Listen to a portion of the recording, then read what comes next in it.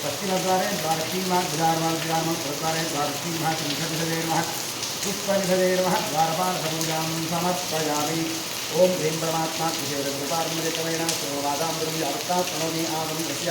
पृथिव्याः नेवृक्षऋषिः सुतलं सिंहः कुर्मोरेद आधारचक्रमणासनाय नमः प्रत्युत्तयावदालोकादेशनिष्णाददा पञ्चधारयमां देवी वृत्तं गुरुडासनं कूर्मासनाय नमः तपसत्पन्ददेवता देवता भूमितं स्थिताः देवता विघ्नकर्तारत्वाहागायागत्वानुधारोः धैर्यवाय नमस्तुभ्यमनुज्ञानं धातोरदेवतां देवतात्यागवेदे भूमिमार्गाः सर्वेषां विरोधेन ब्रह्मणं मदार्भयं शं लं यमस्राय भटे। ओम गुरुभ्यो नमः गणेन प्रते पद्मजाजिमाकं चेतपादानमसुन्दरसत्यमावं प्रार्थने भगवत्ब्रह्मर्षि गायत्री महाब्रह्मपरमात्मा प्राणायामे योगः। ओम भूः ओम भुवः ओम भुवः अहं नमः ओम सत्याम्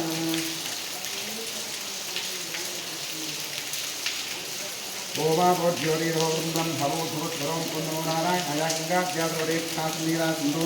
श्री गंगे श्री भागीरथी संयोरावणी भयगात्मज्ञाजा गात्मज्योतिर्देवी स्वस्तिरत्नः स्वस्तिर्मार्गेभ्यः ऊर्ध्वनिगातभयब्रह्मणो सुहृदय ओम शान्ति शान्ति शान्तिः। आत्मशरीरः तिरस्योकलशात्रिङ्गरिषे कलहस्मुखे विष्णुकुण्ठेद्रमाणाः मूले तत्र स्थितो ब्रह्मामध्ये मातृगणा स्वाहा क्षोसागणावेदीपावृन्दाः ऋग्वेदोऽथ यजुर्वेदसामवेदोऽस्त्रमः अङ्गीकृतिराजुर्वेदगन्धवाचाः प्रगायत्री सावित्री शान्तस्वगरीर्धायां कुमोदेहस्य दुर्गक्षेकारकाः सर्वे तद्राजतीर्थान्तरागाः गङ्गे देवनेति भगवतापति सरस्वती नर्मदे सिन्धु कावेरी जलयस्मिन् सन्निधिं रूपदेवतां सोमः ध्यान आवाहनानि सर्वोपचारपूजा समर्पयामि। दक्षिणदिग्भागे भूमौ सर्वस्वमण्डलं कृत्वा व्यापरमण्डलाय नमः इति सम्पूज्य रक्षामर्माधारं चिन्तनराज ओम ओम ओम प्रणवेन जलमापूर्य शङ्खाय महाचक्राक्षं ऋषिभवा धर्मवृद्धि भवाशं देवदेवता रक्षे पितापृष्ठग्रेङ्गादत्तेन्द्रियाभ्यर्भायिभिः तन्नशङ्कप्रदोर्यादन्त्रियाभ्यर्भायिभिः तन्नशङ्कप्रदोर्यादन्त्रियाभ्यर्भायिभिः तन्नशङ्कप्रदोर्यादङ्ग्रैस्तुं कलशोर्गैर्नक्षत्या देवस्तमोर्गस्य प्रोक्ष्य पूजोक्रमं प्रोक्ष्य आत्मानं प्रोक्ष्य शङ्खमध्यसन्तोषं केशवोपरि मङ्गलग्मनुष्याणां ब्रह्महत्यायुर्महेत् आत्मनेव अन्तरात्मेव परमात्मेव गन्धपुष्पाक्षरधूपरिपरिवेदनमस्कारादि सर्वोपचारपूजा समर्पयामि। बोधिपदेविरूपत्मकभाषितिविषयः यावत्कर्मसमाप्तिस्यात् तावत्तं शुश्रो भव दीपाधारयन्त्राय नमः महालक्ष्मीर्मयोपचारपूजा समर्पयामि। करिष्यमाणकर्मणः निर्विघ्नेन प्रथमार्थं श्रीमहागणपतिप्रसादविद्यर्थं महागणपतिपूजां करिष्ये। हस्ते पूर्वाक्षराणि धीत्वा गणपतिं ध्यायेत् गणानां त्वा गणपतिं भवामहे कविङ्कवीरौ उपशवस्वं ज्येष्ठरां ब्रह्मणां ब्रह्मणस्रा आनस्मरन् वृजतीधारम् ओं भूर्भुवस्वरों श्रीमहाकालीं आवाहयामि। आवाहित महाकालीस्नानः सुमुखाय नमः एकदन्ताय नमः कपिलाय नमः गजकर्णकाय नमः लम्बोदराय नमः विकटाय नमः विघ्नराजाय नमः गणाधिपाय नमः धूम्रकेतवे नमः गणाध्यक्षाय नमः फालपुन्द्राय नमः गजाननाय नमः महागणपते नमः। द्वादशनापूजां समर्पयामि। ध्यानमावाहं वस्त्रमाघ्रापयामि ऋतुं दर्शयामि। वनप्रतिभाज्यो धूपोद्भाग्रे सर्वदेवानां धूपोऽयं प्रतिगृह्यतां धूपमाघ्रापयामि। स्वाद्यन्द्रवत्थयुक्तं वन्ध्येनायोरितं वजा दीपं ग्रहाणवेदेशोक्तिर्विलापः दीपं दर्शयामि। निवेद्यार्थे वृक्षद्रवरेण्यं गौरे श्रीमिः धियो जोरस्परोदयाभवत् सत्यन्दत्तेन प्रसन्त्वास्तेन वहिञ्जामि। महागणपदेवनिवेद्यार्थैनं कदलीफलन्तमहानिवेद्यन्निवेदयामि। ओं प्राणाय स्वाहा अपानाय स्वाहा ध्यानाय स्वाहा उदानाय स्वाहा प्राणाय स्वाहा ब्रह्मणे स्वाहा। मध्ये मध्यप्रमादीयं समर्पयामि। समर्पित कदलीफलन्तमहानिवेद्यं विसर्जयामि। तृप्तिरस्तु। नीराजनयोगः नीराजनार्थे स्वाक्षरां समर्पयामि। सकलाराधनीश्वरस्तु। क्षेत्रस्यादिदं प्रार्थ्यते क्षेत्रतिरुनादिगीतेन नमस्सुम्बोषयत्नादो गणादिरुषे क्षेत्रनारायण नमः वास्तो अस्त्रे प्रजानी शस्नां सा मेरो अनिवो भवानः चित्ते महे प्रतिनो जरस्वसन्न एरिक्परे सुन्दरस्परे अमीभावास्तो अस्त्रे विश्वारूपाण्याभिषन् सखा आसुरेव एदिनः गणपतिक्षेत्रबालवास्तोत्पदिभ्यां नमः प्रार्थयामि नमस्करोमि ओम सुमुखश्रीकरं दक्षाकतिलोकजगन्नकः लम्बोदर्शकरोगणाधिपः लम्बोदर्शकरोगणाधिपः धूम्रकेतुर्गणाध्यक्षः स्वागतरोगणाधिपः द्वादशी तानि नामानि यः पठेर्ज्ञानपि विद्यारम्भे विवाहे प्रवेशेर्गमेतथा सङ्ग्रामे सर्वकार्येषु विघ्नस्तस्यजायते शुक्राम्बरधरं विष्णुं प्रतिवर्णं चतुर्भुजं प्रसन्नवदनौ ध्यायेत् सौर्ध्वोपजान्तरे ओम स्वस्ति श्री कृष्णकृष्णाद्य भगवतो महापुरुष्यादेवस्य विष्णोराज्ञया प्रवर्तमानस्य अद्य ब्रह्मणादिदेवनार्धे श्वेतवराहकल्पे भारतवर्षे गोकर्णमण्डले प्रभवानि मासे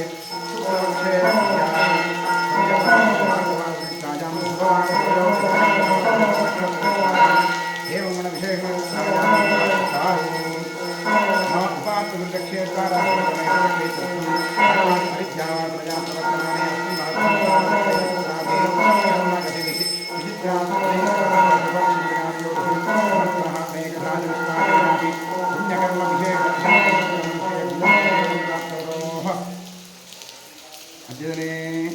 जयतुन्द्रनामधेयस्य उत्तराषाढानक्षत्रे मकरनाशुजातस्य मोहिनीनाम्याः शुभनक्षत्रे शुभराशुजातायाः विशेषः शिवसुब्रह्मण्यशर्मणः प्रवेशां सह कुटुम्बस्य विराटचोडनामधेयस्य रोहिणीनक्षत्रे वृषभराशुजातस्य दिव्या नामधेयनाम्याः उत्तराभाद्रानक्षत्रे मीनराशुजातायाः नवीनकुमारनामधेयस्य अश्विनक्षत्रे मेषराशुजातस्य तुङ्गानाम्याः विशाखानक्षत्रे तुलाराशुजातायाः प्रशान्तकुमार अङ्गडिनामधेयस्य पुनसोनक्षत्रे विषभराशुजातस्य अर्पितानाम्याः मृगशिरानक्षत्रे विषभराशुजातस्य जातायाः कुमारवीयस्नामधेयस्य आर्द्रानक्षत्रे विषभराशुजातस्य किरण्नामधेयस्य मृगशिरानक्षत्रे विषभराशुजातस्य राजू नामधेयस्य चित्तानक्षत्रे तुलाराशुजातस्य यशवन्तकेनामधेयस्य वृश्चिकराशुजातस्य काव्यानाम्याः मूलानक्षत्रे धनुराशुजातायाः मारुतिपूजानामधेयस्य मघानक्षत्रे सिंहराशुजातस्य राघवेन्द्रनामधेयस्य राघवेन्द्रवैनामधेयस्य उत्तराभाद्रानक्षत्रे वीरराशुजातस्य रविकुमारनामधेयस्य विशाखानक्षत्रे तुलाराशुजातस्य राघवेन्द्रकनवल्लिनामधेयस्य विशाखानक्षत्रे तुलाराशुजातस्य विश्वेश्वर आचार्यनामधेयस्य पुष्यानक्षत्रे कर्काटकराशुजातस्य मञ्जूनामधेयस्य बुधानक्षत्रे सिंहराशुजातस्य पूजाश्रीनाम्याः हस्तानक्षत्रे कन्याराशुजातायाः मल्लिकार्जुननामधेयस्य आश्लेषानक्षत्रे कर्काटकराशुजातस्य शीलावतीनाम्याः मकरराशुजातायाः कीर्तीनामधेयस्य मृगशिरानक्षत्रे वृषभराशुजातस्य श्रेमठबसवराजनामधेयस्य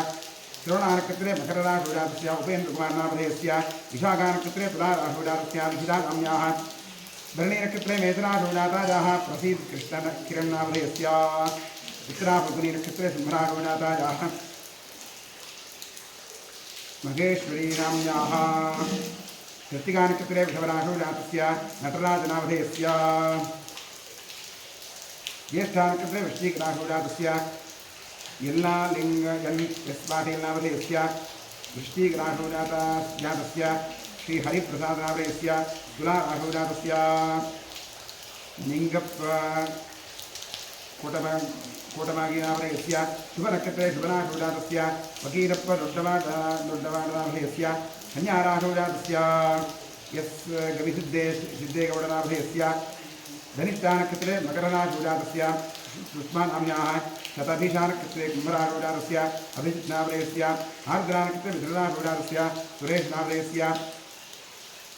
शतभिषानक्षत्रे कुम्भराशुजातस्य अनूपनामधेयस्य मघानक्षत्रे सिंहराशुजातस्य जुञ्जप्र गोविन्दप्र कमतरनाभयस्य पूर्वाभाद्रानकृते कुम्भरारूढातस्य वैरेश्वरीनाम्याः वृषभरारूढातायाः शल्वीनाम्याः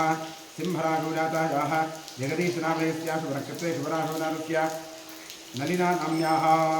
अनुराधानकृते श्रीगरारूढातायाः सौभाग्यनां नाम्याः पूर्वाभाद्रानकृते कुम्भरारूढातायाः नन्दिनीनाम्याः अनुराधानकृते वृश्चिकरारूढातायाः नमृतानाम्याः आर्द्रानक्षत्रे विसुरारूढातायाः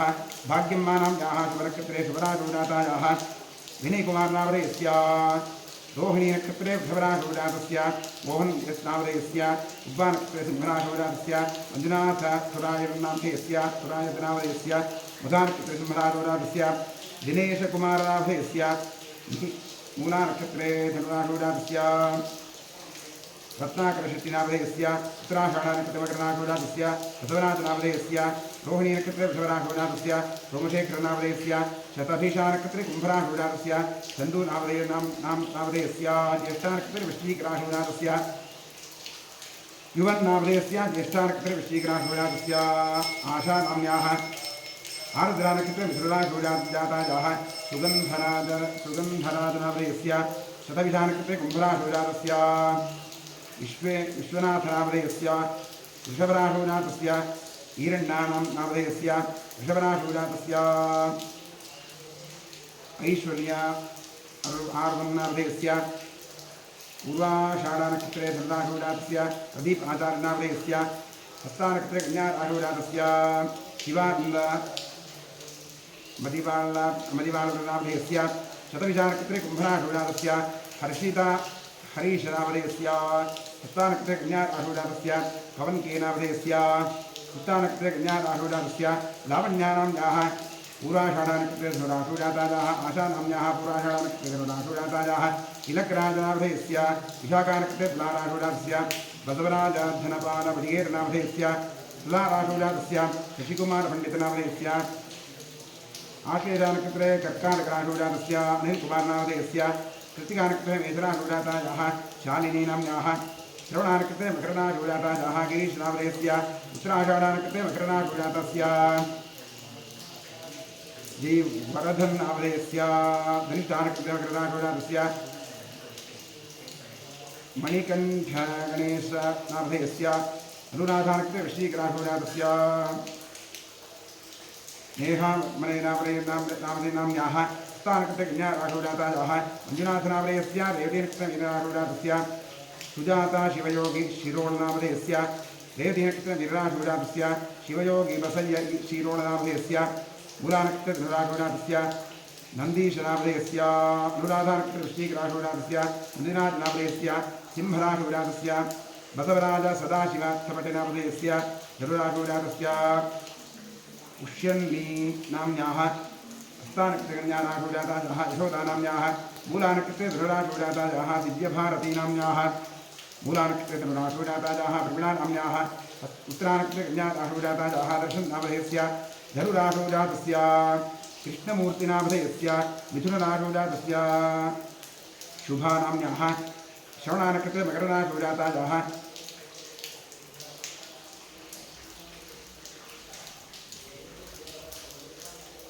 हेमशेखरनामधेयस्य कर्काटकरारूढातस्य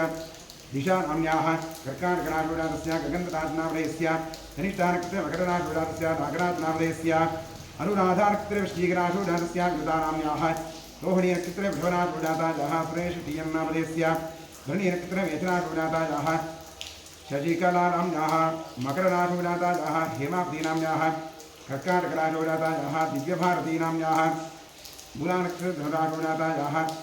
श्रीदर्शननामधेयस्य पूर्वाषाढानक्षत्रे धनुरारूढातस्य यस्सार कान्तराजनामधेयस्य नवितरानक्षत्रे धनुरारूढातस्य रेणुकानाम्याः स्वादिनक्षत्रे तुलारारूढातस्य यशिकानाम्याः मूलानक्षत्रे धनुरारूढातस्य सर्वेषां सहकुटुम्बानाम् इष्टकाम्यार्थफलसिद्ध्यर्थं सर्वेषाम् आस्तिकभक्तमहाजनानां सपुत्रः पुत्रिकयोः सभ्रातृकयोः साश्रितबन्धुजनवर्गयोश्च जन्माभ्यासात् जन्मप्रभृति एतत्क्षणपर्यन्तं बाल्ये वयसि कौमारे यौवने वार्धकेषु जाग्रत्सुमुहूर्तवस्थासु मनोवाक्काय कर्मेन्द्रियज्ञानेन्द्रियव्यापारैः कामक्रोधलोभमोहमदवात्सर्यादिभिः सम्भावितानाम् अस्मिन् जन्मनि पूर्वजन्मनि जन्मजन्मान्तरेषु च ब्रह्महत्यासनापानस्पन्नस्तेज गुरुतर्पगमनोद्भूतानां समरूपपातकानां निक्षिप्तायाः शरणागतायाः प्रव्राजितायाः संसर्गनिमित्तानाम् असत्प्रतिग्रह वृक्षच्छेदधान्यरौप्यपरुत्तेज शूद्रप्रेष्यत्वहीनसख्यसुतत्यागदारविक्रयमातृद्रोह विदृद्रोह गुरुद्रोह स्वामिद्रोह कृतघ्नत्वनिष्ठुरभागण क्षेत्रहरणादि आतता युक्तदोषपरिहारार्थम् दत्तापहरण प्रेष्यत्वविघातन परवञ्चन परनिन्दन परधन परदारापहरण मांसादिनिषिद्धभक्षणनिमित्तानां गारहस्थपञ्चमहायज्ञादि आकरणनिमित्तानां महापातकानाम् अतिपातकानाम् उपपातकानां समपातकानां सङ्कलीकरणानां मलिनीकरणानाम् अपात्रीकरणानां जातिध्वंसकरणानां प्रकीर्णकानां जागृतः सकृत्कृतानाम् अज्ञानदश्च अभ्यस्थानां निरन्तराभ्यस्थानां चिरकालाभ्यस्थानाम् एवं नवानां नवविधानां बहूनां बहुविधानां सर्वेषां पापानाम् अपनोदनार्थं महादेवादीनां प्रसारसिद्ध्यर्थम् आदित्यात्मक श्रीरुद्रप्रसारसिद्ध्यर्थं श्रीरेवत्तमानवत्तिशिवानस्तरोपीठपरिहारद्वारा क्षिप्र आरोग्यसिद्ध्यर्थम् इष्टदेवता कुलदेवता प्रसारसिद्ध्यर्थं प्रसादेन करिष्यमाणकर्मणः अतिशयफलसिद्ध्यर्थं परेः कृतक्रियमाणकरिष्यमाण सकलमन्त्रतन्त्रयन्त्रौषधविषचूर्णप्रयोगकृत्याचलित सकल उपद्रवशान्त्यर्थम् आध्यात्मिकादिदैविकादिभौतिक नवनवजनिततापत्रनिवर्त्यर्थं गृहे वसतां द्विपदां चतुष्पदां च नीरोग्यशतायुष्यसिद्ध्यर्थं पुत्रपौत्रधनधान्यतेजो लक्ष्म्यादिसकलसम्पत्समृद्ध्यर्थं श्रीबसवेश्वरक्षेत्रे सान्निध्याभिवृद्धिपूर्वक नित्योत्सवपक्षोत्सवमासोत्सवसंवत्सरोत्सवादीनां दिने दिने अभिवृद्ध्यर्थं क्षेत्रे संकल्पित जीर्णोद्धारकार्यः निर्विघ्नेरवसमाप्त्यर्थं श्रीबसवेश्वरस्य पूर्णानुग्रहपूर्णप्रसादसिद्ध्यर्थं श्रीपरमेश्वरप्रीत्यर्थम् आचार्यद्वारा अतिरुद्रमहायागमहाप्रायश्चित्त मङ्गलशिवाराधनं कर्म करिष्ये। ॐ भद्रं कर्णेभिः शृणुयामदेवाः भद्रं पश्येमाक्षभिर्यजत्राः स्थिरैरङ्गैस्तुष्टवां सत्तनूभिः यशेम देवहितं यदायुः स्वस्ति न इन्द्रो वृद्धश्रवाः स्वस्ति नः पूषा विश्ववेदाः स्वस्ति नस्तार्क्ष्यो अरिष्टनेमिः स्वस्ति नो बृहस्पतिर्दधातु ॐ शान्तिश्शान्तिश्शान्तिः। ॐ नमो हिरण्यवाहवे सेनान्ये दिशाञ्चपतये नमो नमो वृक्षेभ्यो हरिकेशेभ्यः पशूनां पतये नमो नमः सत्पिञ्जराय द्विषीपते पथीनां पतये नमो नमो बभ्रुषाय व्याधिनेन्दानां पतये नमो नमो हरिकेशायो इतिनेत्तानां पतये नमो नमो भवस्यहेतीजगतां पतये नमो नमो रुद्राय दाविने क्षेत्राणां पतये नमो नमः स्तूताय हंसागणानां पतये नमो नमो रोहिताय स्थपतये वृक्षाणां पतये नमो नमो मन्त्रिणे वाणिजावृक्षाणां पतये नमो नमो भवन्तुते वारिवस्कृतायूषधीनां पतये नमो नमः उच्चैर्घोषाय क्रमेदतीनां पतये नमो नमः कृष्णवीताय धावते सत्त्वनां पतये नमः नमः सहमानाय व्याधिनीनां पतये नमो नमः कुकुभाय निषङ्गिणे स्थेनानां पतये नमो नमो निषङ्गिणे पतये नमो नमो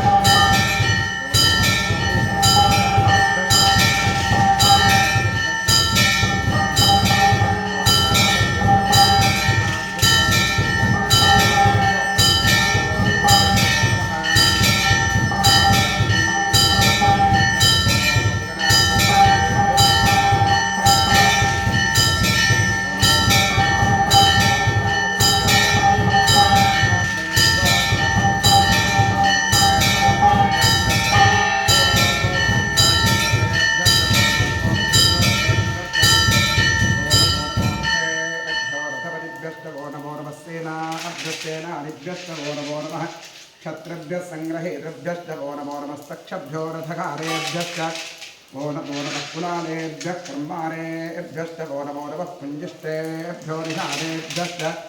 वो नमः इतरुभ्यो धन्मगभ्यश्च वो नमो मृगजुभ्यश्वनिभ्यश्च वो नमस्त्वभ्यश्वपदिभ्यश्च वो नमः नमो भवाय च रुद्राय च नमः शर्वाय च पशुपतये च नमो नीलग्रीवाय च शितिकण्ठाय च नमः कपर्दिने च व्युक्तकेशाय च नमः सहस्राक्षाय च शतसन्वने च नमो विदिशाय च शितिपुष्टाय च नमो मीधुष्टवाय च शेषपते च नमो कृष्णाय च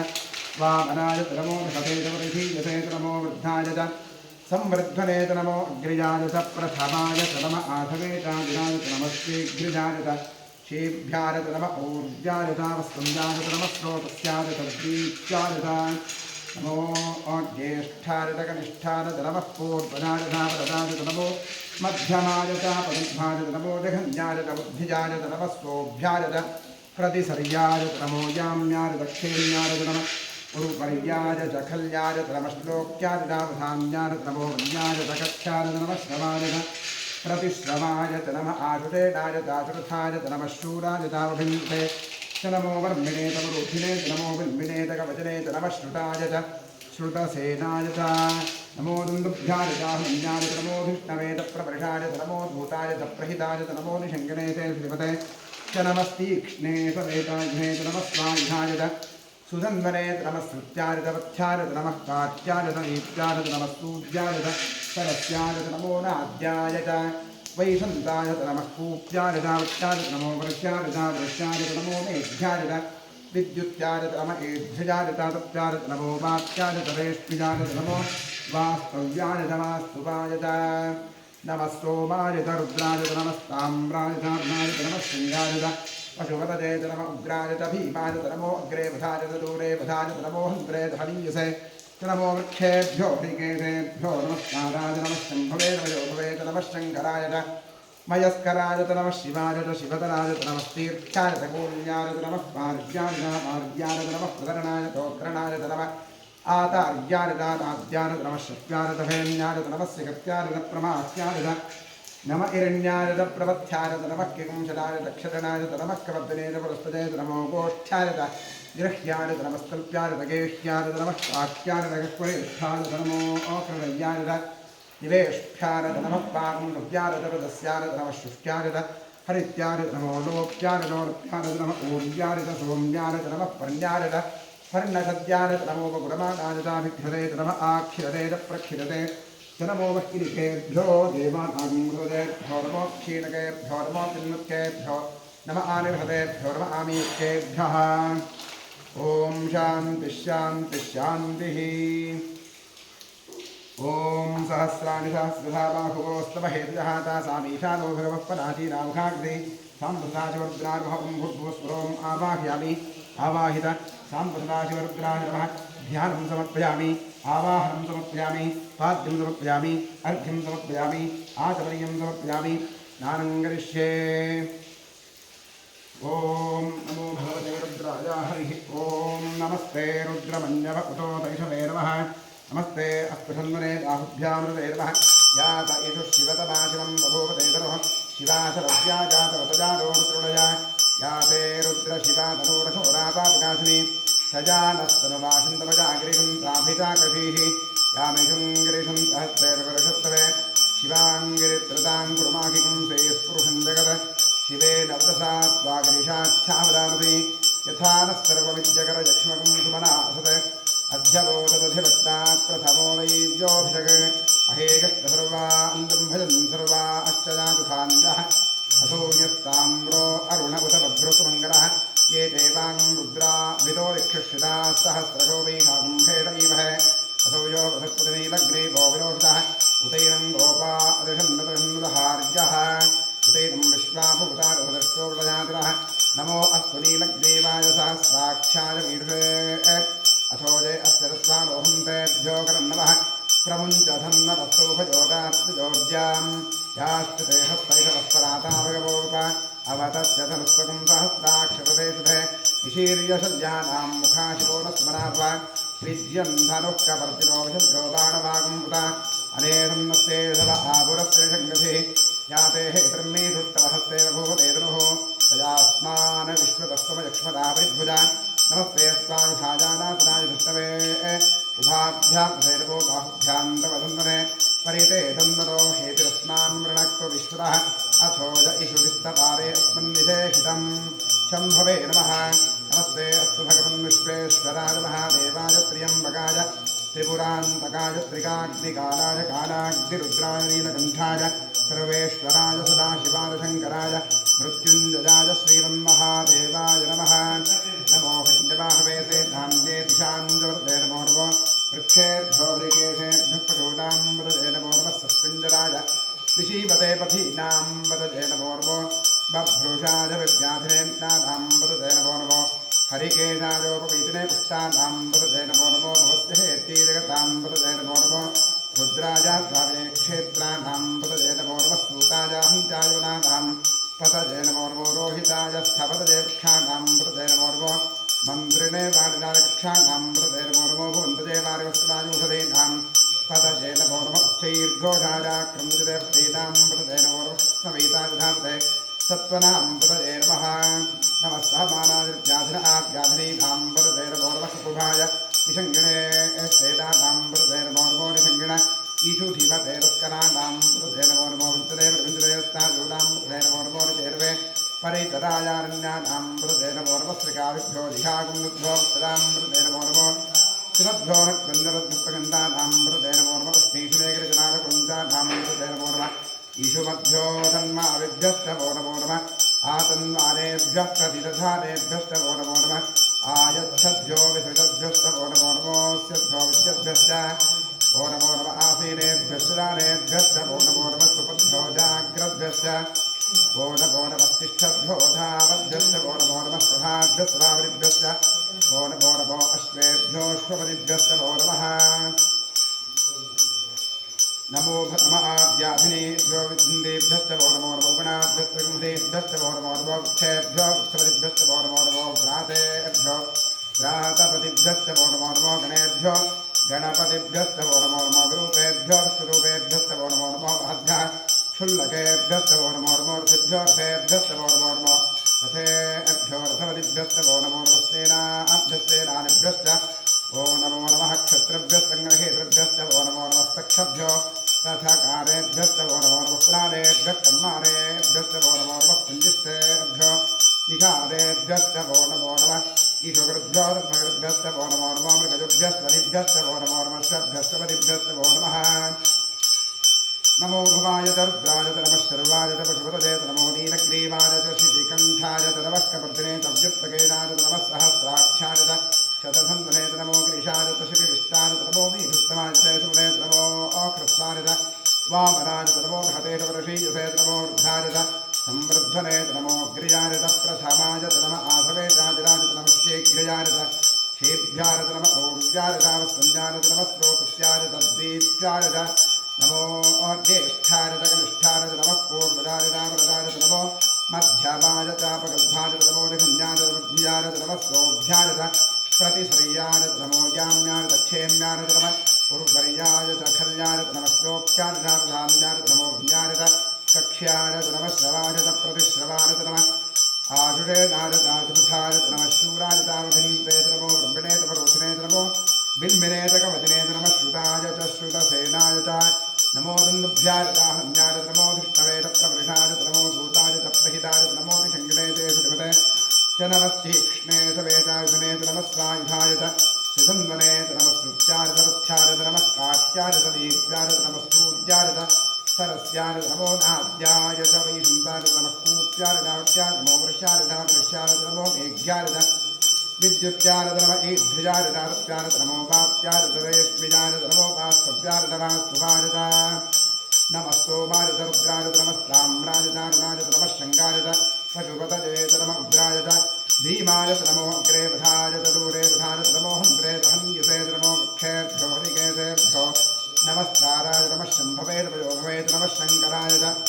मयस्कराय नमः शिवाय शिवतराय नमस्तीर्थाय गोल्याय नमः पार्याय पार्याय नमः उत्तरणाय उत्तरणाय नमः आचार्याय नमस्याय नमः शक्त्याय भेन्याय नमः श्रीगत्याय प्रवाह्याय नम इरण्यायद प्रवत्यायद नमः किंचिदाय दक्षिणायद नमः कवर्धनेत पुरस्तजेत नमो गोष्ठ्यायद कृत्यायद नमः सत्यायद गेष्ट्यायद नमः काट्यायद जक्वरेष्ठायद नमो अकृतज्ञायद निवेष्ठायद नमः पागं भुत्यायद रदस्यायद नमः शुक्यायद हरित्यायद नमो लोप्यायद लोप्यायद नमः ऊर्व्यायद सोर्व्यायद नमः प्रज्ञायद कर्णशुद्ध्यायद नमो बगुरमानायदाभिघ्नदेत नमः आखिरदेत प्रखिरते नमो किरिकेभ्यो देवागं हृदयेभ्यो नमो क्षीणकेभ्यो नमो विचिन्नत्केभ्यो नमः आनिर्हतेभ्यो नमः आमीवत्केभ्यः द्रापे अन्धसत्परेतरिद्रन्दीरलोहिता येषां पुरुषाणामेषां पशूनाम् आभेर्बारोगो येषां चिन्तनावत् याते रुद्रशिवात्मो शिवाश्वाह भेषति शिवारुद्रस्य भेषति तदा भवति युधे इमागुं रुद्राय रसे कृष्णे क्षरद्वीरागप्रभरामहे पतिं यथा नश्यमसद्विपदे तदस्त्रे विश्वं पुष्टं ग्रामे अस्मिन्नादुरं मृणानो रुद्रो यत्कृतक्षयद्वीराय नवसावधेपते यच्छन्दोष्टपुरराजते पिता तदस्यामतवर्गप्रणीतौ मानो महान्तपदमानो अद्भगं मानोक्षन्दपदमानोक्षितं मानो वधेष्टं मोदमातरं प्रजामानस्तनवोर्तरेरिषः मानस्तोकेतन जयमान आयुषि मानो घोषमानोश्वेश्वरीरिषः वीरान्मानो रुद्रभागदोधेर्विष्णुन्तोर्वसाविधेवते आरात्ते गोघ्नपथपूर्वविघ्ने क्षरद्वीराय सुन्दरस्मेते अस्तु रक्षा च नो अधिजदेव ब्रोह्यथा च नश्रम यच्छद्विरः सुभिष्टुतं गर्तसंयुवानं मृगन्नधीमपहस्तमुग्रं मृडाजत्रे रुद्रस्तवानो अन्यन्ते अस्मन्दिवंसेनाः परिणो रुद्रस्य हेतुर्पणक्वरित्वेषस्तुर्मुद्रघायोः अवस्थिरा भगवद्भस्तनश्वपीठश्लोकाय धनजानरुडया ईधुष्टव शिवतमशिरोनुस्मराभव परमे वृक्षायुधं विचारकत्वंधान आचरविनाकं विभ्रदागहि विकिरितविलोहितमस्ते अस्तु भगवः यास्ते सहस्रकं हेतयोन्यमस्मन्निवबन्धुवाः सहस्राणि सहस्रावासुवोस्तव हेतुकः सा सामीशानो भगवत्पराजीनामथाकृति सहस्राणि सहस्रजो ये रुद्रादिभूम्यां तेषाकुं सहस्रजो नेतुन्वारिमृति अस्मिन् महत्यरन्त्रे अन्तरिक्षे वाधि नीलग्रीवाश्रिगन्धा अश्रवा अधाक्षमादराः नीलग्रीवाश्रिगन्धादिवं रुद्रा उपश्रिताः ये वृक्षे सुन्दरा नीलग्रीवाविलोहिताः ये भूतानावधिपतयो विशिखासः कवर्जिनः ये अन्येषुर्ध्यन्ति पात्रे प्रबोधनान् ये पथां पतिरक्षरैरवराजितः ये तीर्थानि प्रतरन्तकावन्तोरिषङ्गिणः य एतावन्तश्चभोजागं पुस्तरिशोर्द्राविरस्थिरे तेषाकुं सहस्रजोदने वसन्वाग्मसि नमो रुद्रेभ्यो ये पृथिव्याञ्जे अन्तरिक्षे ये दिविजेषां नम्बातो प्रषदिशपस्तेभ्यो दशप्रातीर्दशदक्षिणा दशप्रतीतीर्दशोदीतीर्दशोर्द्वास्तेभ्यो नमस्ते नोर्वयन्तेजं विष्णोदस्तभोद्वेष्टिनं भोजम्भेर्धामि हर नमः पार्वतीपदे हर हर महादेव त्र्यम्बकं सुगन्धिं पुष्टिवर्धनम् उर्वारुकमिव बन्धनां मृत्योर्मुक्षीजमामृतात् ये ते सहस्रमयुतं पाशामृत्योमर्त्याजहन्तवे तान् यज्ञस्य वाजिना सर्वान् वेदामहे मृत्यवे स्वाहा मृत्यवे स्वाहा ॐ नमो भगवते रुद्राय मृत्युमे मृत्युं मे पाहि सदाशिवो ॐ महाभिषेकस्नानं समर्पयामि युवं स्त्राणि वीरसाधातयोर्ग्राः अवादिवतमना विश्वातेन विष्णारुणादत्तजेथे अस्त्रलिग्नं समर्पयामि ॐ गन्धद्वारान्द्रादर्शामि तुष्टां गृह्णीम् ईश्वरीं सर्वभूतानां तामिहो प्रेष्यं गन्धां धारयामि अर्चनप्रार्चनप्रियमेधासो अर्चना अर्चन्तपुत्रका उदवर्णधृष्टर्चना अक्षरां समर्पयामि आजनेते प्राग्धूर्वारोहं पुष्पणीः हृदाश्च पुण्डरीकाणिमुद्रस्य ग्रहा इमे पुष्पाणि च समर्पयामि नाभोजां करिष्ये ॐ महादेवाय नमः ॐ वामाजीर्मा ज्येष्ठाजीर्मा रौद्रीर्मा काम्नीर्मा कलकविन्नीर्मा बलकविन्नीर्मा बलप्रोथन्नीर्मा पूजां समर्पयामि ॐ नमो भगवते सर्वभूतात्मने सकलगुणशक्तियुक्ताय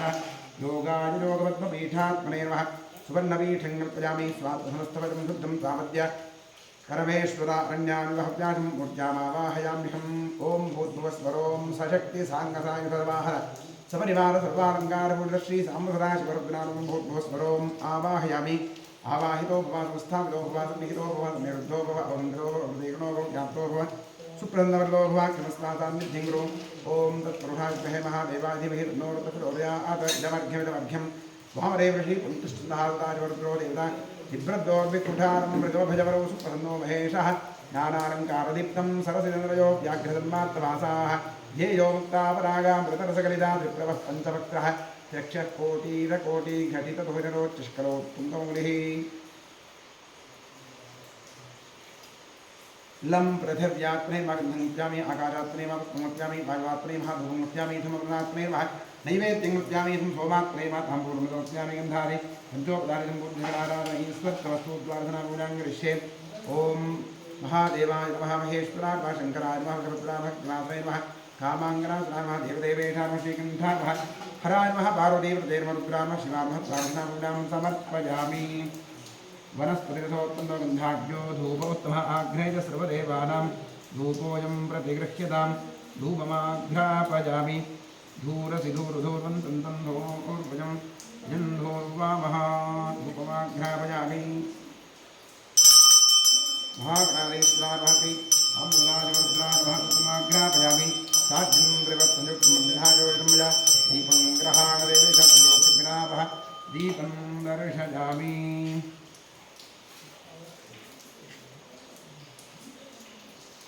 नैवेद्यार्थे विश्वात्तरा ऋषिः गायत्री छन्दस्विना देवता तत्सवितुर्वरेण्यं भर्गो देवश्रीमहि धियो यो नः प्रचोदयात् भव सत्यं त्वर्थेन परिषिञ्चामि कथं त्वास्य परिषिञ्चामि सम्मुदाजोद्रावः नैवेद्यार्थेन महागणाधिस्वामयेद्यार्थिनं नारिकेलगण्डं कदलीफलन्तमहानैवेद्यनिवेद्यामि अमृतमस्तु अमृतस्मृति स्वाहा ॐ प्राणाय स्वाहा उपपानाय स्वाहा उज्जानाय स्वाहा उदानाय स्वाहा उद्धानाय स्वाहा ॐ ब्रह्मणे स्वाहा कृपया परिरक्षिताब्ध्यव्यवृतानि समर्पयामि अमृतराजवत्रामकं महागणाधिस्वामहपिता नारिकेलखण्डन्तकदलीफलन्तमहानैवेद्यं विसर्जयामि तृप्तिरस्तु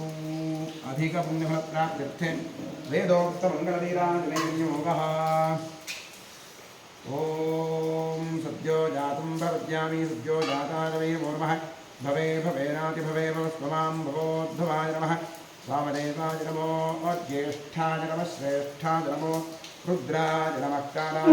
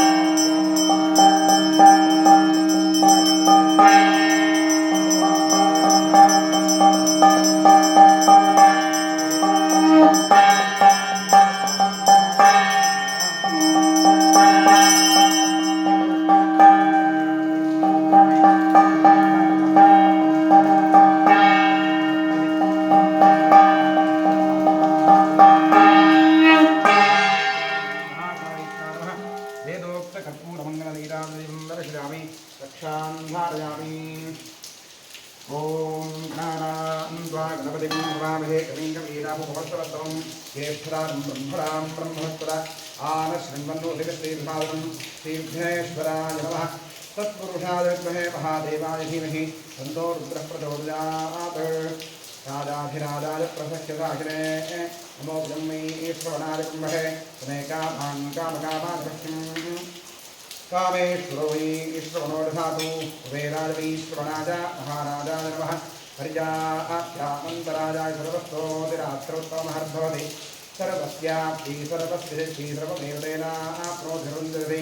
यो वेदादो स्वरः प्रोक्तो वेदान्तेन प्रतिष्ठितः तस्य प्रकटने तस्याः परस्वमहेश्वरः सामुद्रादिमन्त्रेमहिं महागणाधीश्वरः वेदोक्तं दृष्टान्तज्ञामि यानि कानि च पापानि सर्वां दृष्टानि च तानि तानि गमिष्यन्ति विपक्षवदेवे पापोऽहं पापात्मा पापात्मा पापसम्भवः महिमान्तभजामिवत्सर प्रदक्षिणमस्काराः सर्वोपचारपूजा समर्पयामि पश्चात् प्रसन्नपूजां करिष्ये ॐ महादेवाय नमः महेश्वराय नमः शङ्कराय नमः वृषभध्वजाय नमः श्रीवासवे नमः रामानुजासनाय नमः देवदेवेशाय नमः श्रीकण्ठाय नमः हराय नमः पार्वतीपतये नमः रुद्राय नमः शिवाय नमः प्रसन्नपूजां समर्पयामि प्रसन्नार्घ्यं समर्पयामि सुमुखाय नमः एकदन्ताय नमः कपिलाय नमः गजकर्णकाय नमः लम्बोदराय नमः विकटाय नमः विघ्नराजाय नमः गणाधिपाय नमः धूम्रकेतवे नमः गणाध्यक्षाय नमः महागणपते नमः प्रसन्नपूर्णार्घ्यमुख्यामि यस्य स्मृत्याग्रामोक्त्याभूजान्यक्रियादिशून्यं पूर्णान्यादि सद्योपदेतमच्युताम् इतः पूर्वं प्राणबुद्धिदेह धर्माधिकारतः जाग्रत्सुप्रसुरसाधुवरदा राजाकर्मणाष्टाभ्यां पद्भ्यां धरेण विष्णः यत्कृतं यत्कृतं यद्दत्तं यदुक्तं यदाचरितं तत्सर्वं ब्रह्मार्पणं भवतु कायेन वाचा रथेन्द्रियैर्वाभ्यात्मना वा कृते सुधामात करोमि सर्वं प्रस्मि तथा शिवाय समर्पयामि अनेन मङ्गलशिवा राधाकर्मणा श्रीपरमेश्वरप्रियतां कृष्णब्रह्मार्पणमस्तु आत्मात्मं गिरिजासहजा प्राणाश्रीरङ्गहं पूजाते विरजो भो प्रजाज्ञातमादिस्थितिः सञ्चारस्वरजोपलक्ष्मविधिस्तोत्राणि सर्वाग्रो यद्युत्कर्मकरो विदत्तदशनं शम्भोतमाराधनम् अन्यथा शरणं नास्ति त्वमेव शरणं भव तस्मात् कारुण्यभावेन रक्षमां जगदीश्वरा ॐ इडादेवहोर्मनुर्यज्जनेर्बृहस्पतिरुक्था पदानिषगुंसषद्विश्वे देवासूक्तवादः पृथिविमातुं मामाहिगुंसेर्मधुवनिश्चे मधुजरिष्टे मधुभक्ष्यामि मधुपदिश्यामि मधुमतीं देवेभ्यो वाचवत्यासं शुश्रूषेण्यां मनुष्येभ्यस्तम्मा देवा अवन्तु शोभादि पितरोर्वदन्तु ॐ शान्तिः शान्तिः शान्तिः हरिः ॐ